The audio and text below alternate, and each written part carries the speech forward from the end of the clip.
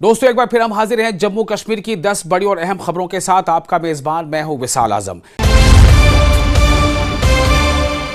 माह रमजान यानी रमजान का महीना शुरू हो चुका है और इसको लेकर न सिर्फ ये कि जम्मू कश्मीर बल्कि मुल्क ही नहीं दुनिया के भी उन तमाम इलाकों में जहां मुसलमान रहते हैं बसते हैं, हर जगह वहां चहल पहल देखी जा रही है और एक इबादत का एक माहौल जो है वो साया फगन है और इसी के साथ लोग बाजारों में भी नजर आ रहे हैं। पुलवामा में भी तैयारी शुरू हो गई। सुबह से ही लोग पुलवामा में शहर के बाज़ारों में रमज़ान के तैयारों में देखे गए कि किस तरह से इफ्तार के लिए क्या तैयारी करनी है, सहर के लिए क्या तैयारी करनी है और साथ ही साथ ये कि मसाजिद की या इबादत गाहों की साफ़ सफाई को भी देखा गया। कई जगहों पर मसाजिद को सजाया भी गया। उलमा ने भी लोगों से अपील की है कि वो रमज़ान के इस महीने में इबादत के साथ साथ ज़बरदस्ती वसूली या रिश्वत या जितनी भी बुराइयां हैं उनसे चाहे उनको उससे वो बचें, झूठ से बचें, किसी को आपसे धोखा ना हो, किसी को आपसे तकलीफ ना हो। और ये उन्होंने आमतौर से लोगों से अपील की और साथ ही ये भी की है कि जो गरीब गुरबा हैं उनका भी ख़ास ख्याल रखें। हमारा मेन जो इश्यूज़ आते हैं क्योंकि लाइट्स की प्रॉब्लम है कहीं का मतलब कहीं जगहों पे, तो उन पे ज़्यादा फोकस है। हमारी टीम जो है वो लाइट्स जहाँ पे रिपेयर करने की ज़रूरत है, जहाँ पे नई लगाने की ज़रूरत है, तो फील्ड में ऑलरेडी म्यूनसिपैलिटी की टीम है और हमारी टीम इससे तो मार्केट में भी है जहाँ पे उनको लग रहा है कि मार्केट को चेक करने की ज़रूरत है, तो वहाँ पे भी हम एक्सपायर्ड मटेरियल चेक हो रहा है, सब्ज़ी की क्वालिटी, फ्रूट्स की क्वालिटी, तो ये सारी चीज़ें जो है ये चेक हो रही है। तो इसी तहत हमारा जो इससे एक और इम्पॉर्टेंट चीज़ है वो ये है सफाई का। और रमज़ान करीब के पवित्र महीने के लिए साउथ कश्मीर के अनंतनाग और कुलगाम ज़िलों में भी तैयारियां ज़ोर शोर पर देखी गई। लोग इस ख़ास और मुक़द्दस महीने में ज़्यादातर लोग जो है ख़ास तौर से रमज़ान को लेकर के कुछ शॉपिंग करते नज़र आए और लोगों में एक ख़ास तरह का एक माहौल देखा गया। सभी लोग जो है ज़्यादा से ज़्यादा तादाद में वो मस्जिद का रुख करते भी देखे जा रहे हैं। मस्जिदों में आम दिनों के मुकाबले नमाजियों की या मुसल्लियों की तादाद भी बढ़ गई है और इस मौके पर ख़ास तौर से जो बाज़ार है जहाँ पर खजूर या दीगर फल सब्जियाँ या जो चीज़ें ख़ास तौर से रमज़ान में इस्तेमाल की होती हैं उनका काफ़ी स्टॉक भी बाज़ार में देखा गया और इसकी चहल पहल भी देखी गई।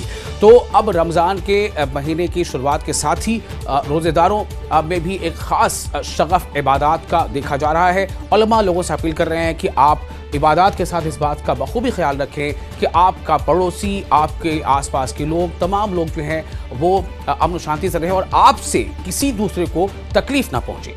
न्यूज़ 18 के उनको मेरी तरफ से रमज़ान मुबारक की बहुत बहुत मुबारकबाद।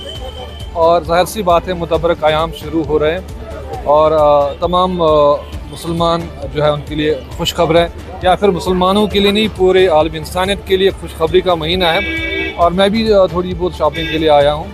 पहले तो मैं न्यूज़ 18 की पूरी टीम को मुबारकबाद देता हूँ क्योंकि बहुत कम देखा जाता है कि नेशनल लेवल के काम करने वाली एक टेलीविज़न चैनल इस तरह के प्रोग्राम दिखा रही है और जो इस माह रमज़ान के मुतबरक महीने में और लोग काफ़ी मसरूफ़ है अशाई खुर्दनोश खरीदने में और एक अच्छी चहल पहल जो मार्केट में देखी जा रही है। जो अहले ईमान जो है वो पूरा साल इस मुतबरक महीने का इंतज़ार करते हैं और इस साल जो साल भर की कमाई होती है ये कोशिश रहती है कि अपने अहल आयाल पे खर्च करें और काफ़ी चहल पहल मार्केट में देखी जा रही है।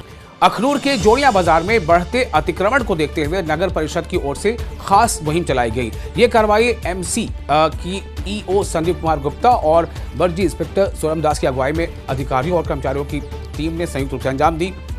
इस मुहिम के दौरान बाजार में सड़क और फुटपाथ पर किए गए अवैध कब्जों को हटाया गया और दुकानदारों को भविष्य में इस तरह से एनक्रोचमेंट न करने की सख्त हिदायत दी गई। लगती है ना, जब मैं आता हूँ जैसे जाम लगने के कारण क्या इन्होंने सामान बाहर लगाया, उसके आगे गाड़ियाँ लग जाती हैं, इनके कस्टमर लगेंगे, रोड है कंजस्टेड है, तो कुछ ना कुछ तो करना पड़ेगा ना मुझे करने के लिए, इसलिए। और कोई ऐसा कोई सर आए दिन ना जब भी छुट्टी होती है बच्चों को तो यहाँ पे ट्रैफिक ज़्यादा जाता है। ये ड्राइव एक ही दिन चलेगी या इसका कोई कंटिन्यूसली चलेगी? जो छुट्टी वाला टाइम है ना वो आप कहीं पे भी जाओगे ना उस वक्त बसेज आती हैं, उस वक्त तो जाम रहता ही रहता है। उसका कोई हल क्यों नहीं कि हम बच्चों की गाड़ियों को रोक नहीं सकते, उन्होंने घर जाना और ड्राइवर निकलेगा, बड़ी गाड़ी होती है उसमें जाम लगेगा।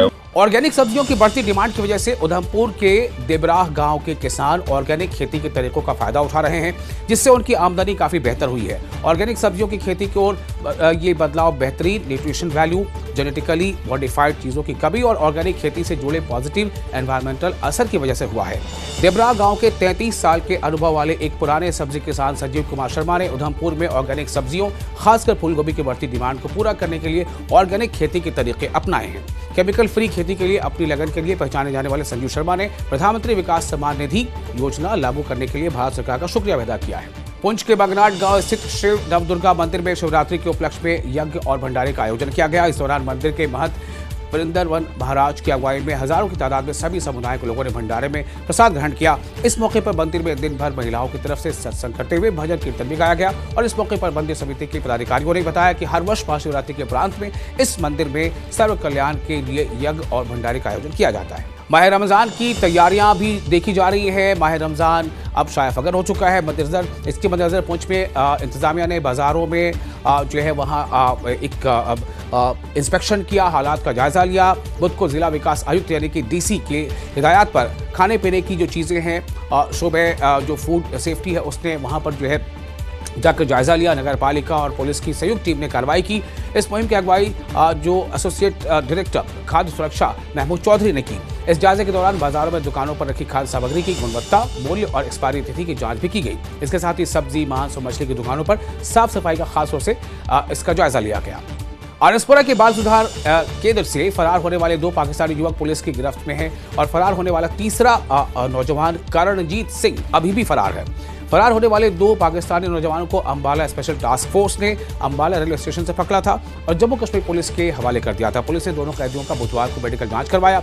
पाकिस्तानी कैदियों के साथ साथ तीसरे आरोपी का भी मेडिकल जांच करवाया गया। उसने पाकिस्तानी युवकों को हथियार मुहैया कराए थे। इस गंभीर लापरवाही के चलते आरएसपुरा थाना प्रभारी का तबादला कर दिया गया है। पुंछ जिला समाज कल्याण विभाग मैं लेबनान के कोला एरिया में हूं और आप देख सकते हैं कितनी तबाही हुई है। वरिष्ठ नागरिकों के लिए सीनियर सम्मान समारोह नाम से एक प्रोग्राम का इनेकाद किया गया, जिसमें बड़ी तादाद में सीनियर नागरिकों यानी वरिष्ठ नागरिकों के सेवा निवृत्त कर्मचारियों और अधिकारियों ने भाग लिया। इस प्रोग्राम की सदारत जिला समाज कल्याण अधिकारी खलील अहमद बांडे ने की, जबकि एसएसपी शफकत हुसैन और डीसी अशोक कुमार शर्मा इसके मुख्य अतिथि रहे। इंडियन आर्मी के चुनाव कॉप्स 19 और 20 फरवरी 2026 को गुलमर्ग में चुनाव ओपन विंटर गेम्स होस्ट करने वाली है।